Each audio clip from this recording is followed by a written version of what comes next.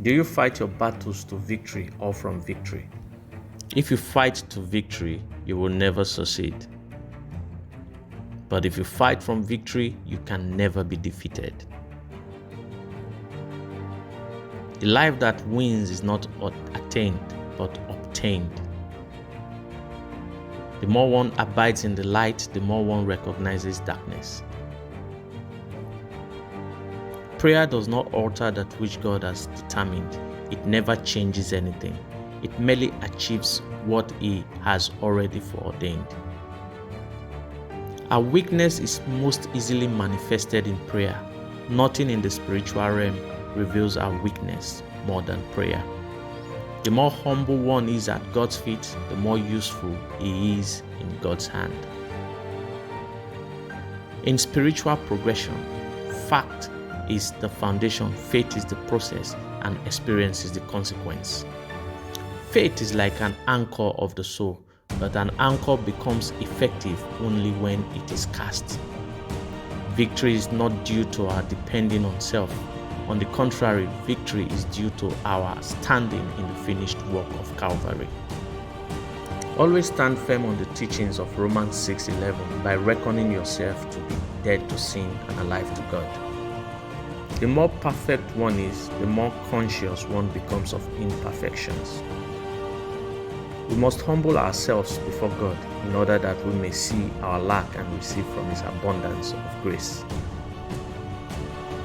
Each time you glory in your weakness, while in the midst of trial, the power of Christ will overshadow you.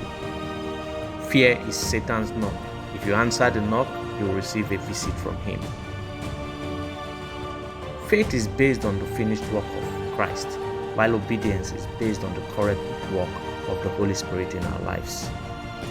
Victory is actually a remedial facet of salvation. Meekness is a sign of brokenness. All who are broken by God are characterized by meekness. If your experience is different from that spelled out in the scriptures, then you are in need of full salvation. The day that a discipline from the Father accomplishes its purpose is the day you really see the truth and enter into its reality. Keep in mind that victory is Christ Himself and has nothing to do with you or me. The beginning of the destruction of the outward man is when you no longer dare to trust yourself. Victory is a gift, not a reward. What is a gift? It is something that is freely given to you. It is good to thank God for your victory, but you should also thank Him for your weakness. Faith is not asking for what God has already promised. Faith is believing in the promises of God. While feelings may be useful in certain other things, in knowing the Lord, they are useless and untrustworthy. A mountain and faith cannot coexist. Either the mountain is removed or the faith is removed. Each time a trial of faith comes our way, we should understand that it is not we who are being proven, but the Lord.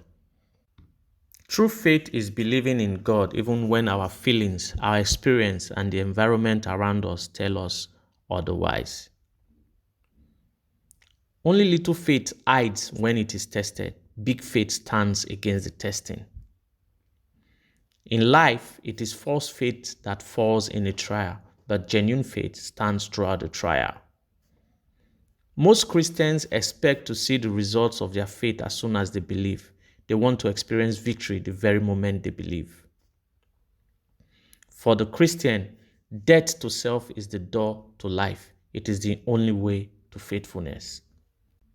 Fact is God's work. Faith is our trust in what God has worked. And experience is having God's work lived out through our lives in a practical way. To preach the cross is relatively easy, but to be a crucified person preaching the cross is not so easy. Keep the faith and never stop believing in what God has said about you.